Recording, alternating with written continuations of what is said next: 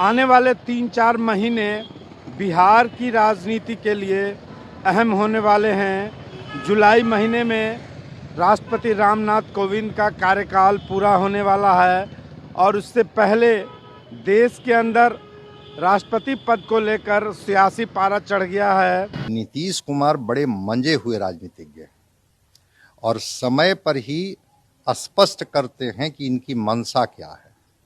प्रशांत किशोर से जिस तरह से गर्मजोशी से इनकी मुलाकातें हो रही हैं, ये बात तो तय है कि अगर प्रशांत किशोर जी कोई प्रपोजल लेके आए होंगे तो कहीं ना कहीं से इनकी सहमति मिली होगी। इधर डिनाई भी कर रहे हैं, कह रहे हैं कि नहीं, हम तो कभी राष्ट्रपति के बारे में सोचते भी नहीं हैं। तो राजनीति का ये तकाजा रहा है कि जब तक चीज़ें पक नहीं जाती है तब तक लोग उसकी घोषणा नहीं करते हैं या दूसरे के मुंह से वो उन चीज़ों को बुलवाने की कोशिश करते हैं।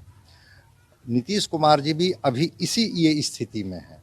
जिस तरह से प्रशांत किशोर घूम रहे हैं देश के स्तर पर, कह रहे हैं कि हम ने उद्धव ठाकरे से बात की है महाराष्ट्र में, शरद पवार जी की सहमति है, केसी राव चाहते हैं, ममता बनर्जी चाहती हैं और इवन यहाँ तक कहते हैं कि तेजस्वी प्रसाद जी से भी मेरी बातें हुई हैं।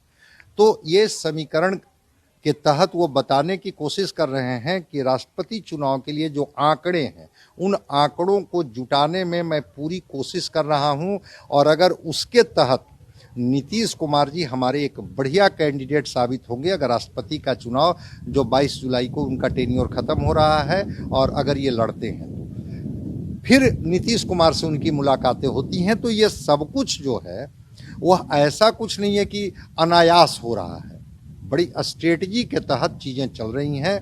हाँ, डोमेन में नहीं आ रहा था, पब्लिक डोमेन में चीज़ें नहीं आ रही थी। पब्लिक डोमेन में जब चीज़ें आई तो थोड़ा सा एक इन्होंने डिनायल मूड में रिएक्शन दिया कि नहीं, हम तो इसके बारे में सोचते भी नहीं है, ये आप लोगों के कयास है। हमारे आदरणीय मुख्यमंत्री ने इनकार कर दिया कि राष्ट्रपति के उम्मीदवार नहीं है, पहली बात। दूसरी बात है कि प्रोपेगेंडा मास्टर हैं प्रशांत किशोर जी, रोजगार की तलाश में हमेशा रहते हैं और इस तरह की बातें करके वे अपने हल्कापन को बार बार दर्शाते हैं।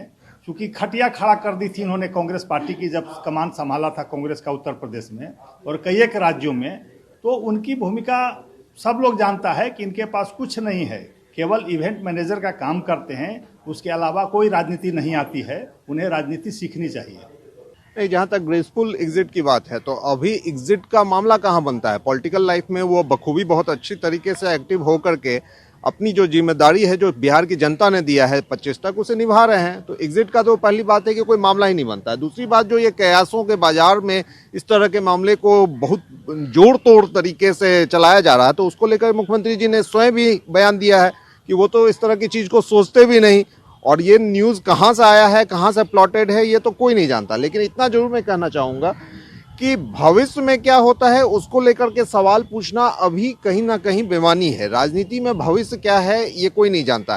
फिलहाल आज की ये सच्चाई है कि मैंडेट 2020 में मुख्यमंत्री नीतीश कुमार जी के नेतृत्व में मिला और 2025 तक के लिए मिला, बिहार के सेवा के लिए मिला, जो वो कर रहे हैं। अच्छा, नीतीश कुमार जी का क्या योगदान है विपक्षी के लिए? वो भारतीय जनता पार्टी की नीतियों को आगे बढ़ा रहे हैं। भारतीय जनता पार्टी के साथ, उनके साथ विचारधारा की राजनीति को छोड़ करके, समाजवादी विचारधारा को छोड़ करके आरएसएस की विचारधारा को स्वीकार करके आगे बढ़ रहे हैं।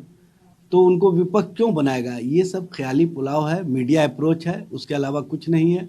नीतीश जी सही माने में अगर विपक्ष के साथ आना चाहते हैं तो सबसे पहले उनको भारतीय जनता पार्टी के साथ जो उनका गठबंधन है उसको समाप्त करना होगा। नीतीश कुमार फिलहाल एनडीए का हिस्सा हैं, लेकिन महागठबंधन की ओर से नीतीश कुमार को अपने फोल्डर में लाने के लिए जोर आजमाइश का दौर जारी है।